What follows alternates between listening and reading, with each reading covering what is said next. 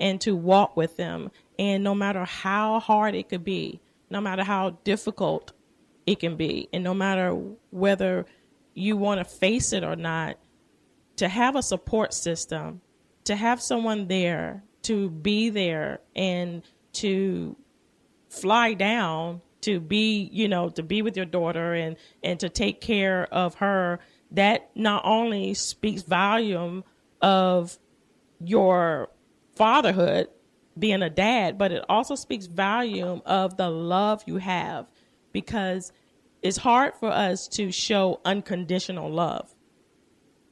It seems most of all is conditional. It has to be this or this way or that way. But when you show unconditional love, I believe personally that only healing comes out of that, not unconditional love, but healing. And the moment that we take on that unconditional love and we take the time and we make the effort and we learn what we can learn about that person, then the healing process will start. And it's up to us to keep it going. And you share a lot about your daughter and your friends, and how has all of this affected your family as well? Because you have boys, and so was any of all of this a hard thing for you to deal with, along with your daughter and your boys you have? You any parent don't like to be vulnerable. They, your kids see you as this type of icon where, you can do anything, and you pick them up when they fall. You have the right answers to, their questions. You give them their advice. You teach them how to drive. But you also want to protect them from certain things that, like on a need-to-know basis. So all I told them was, that she was sick, but she's getting better, and I didn't tell them the nature of it, and I didn't want them to worry. And but she was ill, and now she's getting better, and I make sure that they talk, and I think that's a healing process for her also, to hear from them, and it reassures them that she's doing okay. It's really hard sometimes to talk about certain aspects of your, life, even though, how can people pray for you? They don't know what situation. Well, you always don't have to know people's situations to pray for them. And I think we lose that. Well, God likes specificity. We need to pray for a specific. Well, you can pray for a healing, but you don't need to know what, the healing from. He knows, pray for, a job, whatever job it is, if it's the right job for you. God knows specifically what's in your heart, what you need. So when it came to, expressing, I did tell, certain family members about her condition. Only the people that I knew could get a prayer through, that had a relationship with God and know they would definitely pray for her when they said they would. And I believe that their prayers has helped her through. I know people at my church. I spoke to a couple, and they have prayed for her and constantly ask about how she's doing, and the praise report that I always give them, and we're all rejoicing in that. But I think you get to a point, Opal, where you don't try to focus on what the condition is, but look forward to the day where the victory will come in. And too much of the time, I think when we hear bad news, we focus on, this has happened to that person, this has happened to that person and stuff. But we'll say, your condition is not unto death. The Lord has told me that. And it's not just for you. It's for everybody who's around you who will benefit from that. And if I didn't believe that, I think I would have drove myself into a frenzy, and probably would have drove herself into a frenzy. But you got to believe, and what you say you believe in, and you can't waver on that. And even if, God did not heal her, you still have to believe that, He is a healer. It was just her time, but we can all learn from that, and other people can be healed from experiences. That's true. That's true. Because I have a couple of friends. Just recently, I was talking to one particular young lady, and she's dealing with her mother is very ill, and the helplessness that you do feel, because you mentioned that before about wanting to help. Because I just wanted to go in, and I didn't want to see her cry, and I didn't want to see her, feeling sad, and I just want to just go in and be that superwoman and just wipe away all her tears and stuff. But as I sat there and I listened to her talk, and I allowed her to express her feelings and express her desires and what she was going through, it just blessed me to hear how she can share the love of her mother to that degree. And it just reminded me of my mom, who's 89 years old. And it just like, wow, okay, I get it. And we don't normally think like that. We don't normally think that, oh, well, right. This person's going through something. Wow, we got to go and hurry up and save them. We got to, no, we don't want you to go through. We don't look at it as, wow, this is teaching me to go and ask for forgiveness for my mom, because I didn't have I did something or I said something wrong, and I never went back and asked her to forgive me, or, anything that was going on, or just going back and spending time, I think you're right on the right path. I think a lot of the situations where God presents us, you ask the question, what is He trying to tell us? Mm-hmm. And as you can hear in my voice, I'm in church all the time, so that's all I know. Mm-hmm. But I think in every situation, either it happens on your job or something happens. What is God trying to tell us? And my parents are still here. My father's 83, my mom's 80, and they have a lot of health challenges, but, they still get out and they drive and they go to church. Their eyesight's good.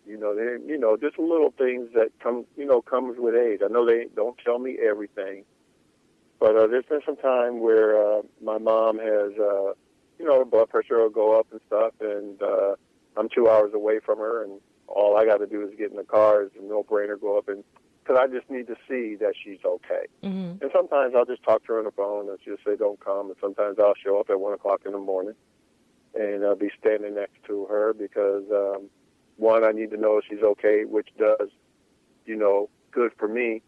And then I know it does good for her that, her son, because I'm one of 8. I'm next to the youngest. All my parents, all kids, and that's unheard of in this day of time, that, all your brothers and sisters are still around, your parents are doing fine. Mm-hmm. And, none of us has ever been in trouble. But, as far as, when you're dealing with your helplessness type of thing that we keep going back on, when you get to the point where you feel like you can't help, there's always somebody who can help. Mm-hmm. And even if you have to get on your knees and ask God for help, that takes away that helplessness. Mm-hmm. That's something that we all can do. So I had to learn that, the hard way.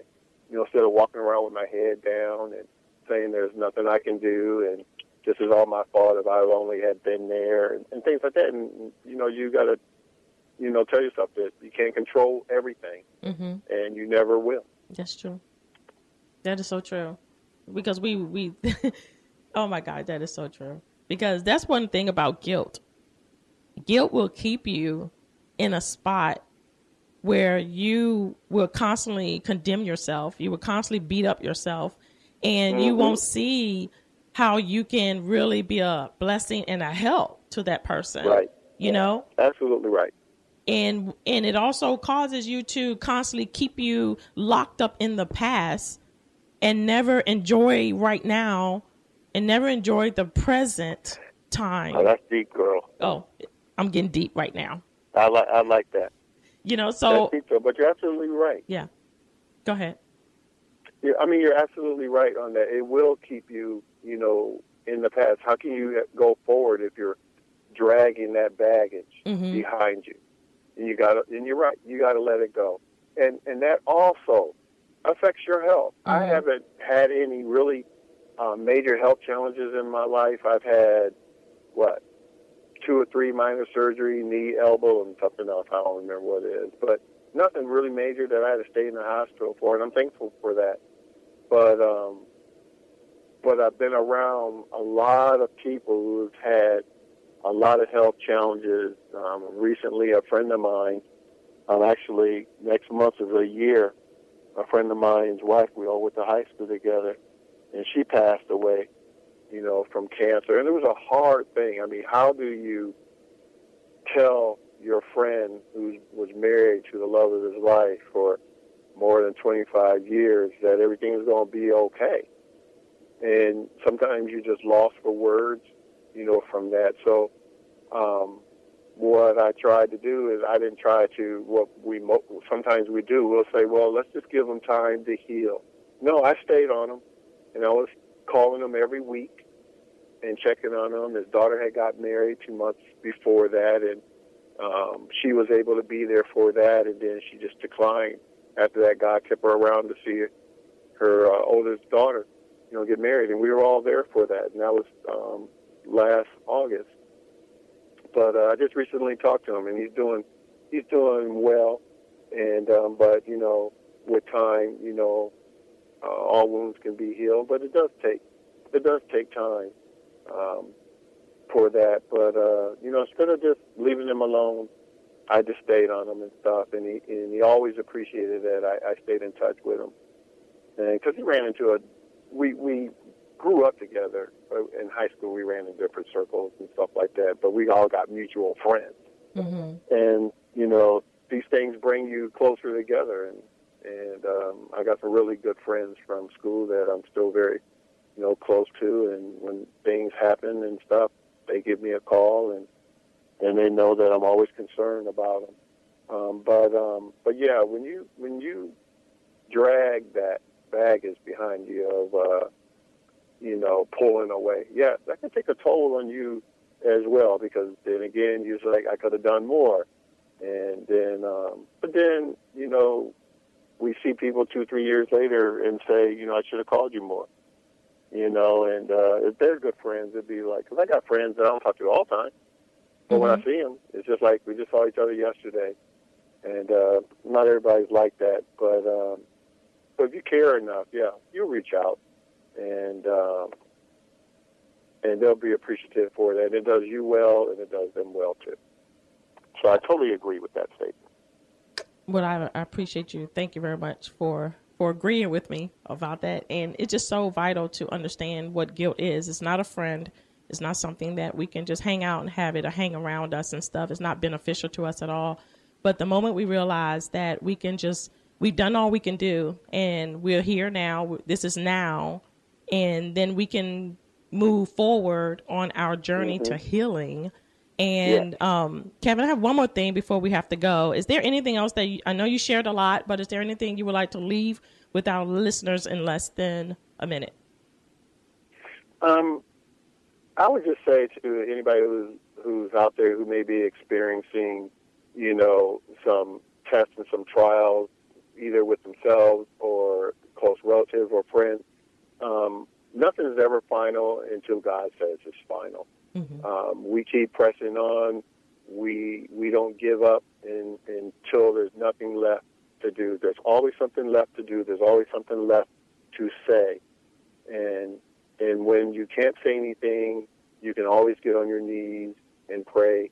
He listens to you. And if we pray with a open heart and an open mind, and God can do wonders for us all, not only for us individually, but those who are around us. And we pray so much for other meaningless things, but when we pray for those things that really mean something, those are the miracles we love seeing. And people pray for jobs and cars and money and things like that. Those things are fleeting.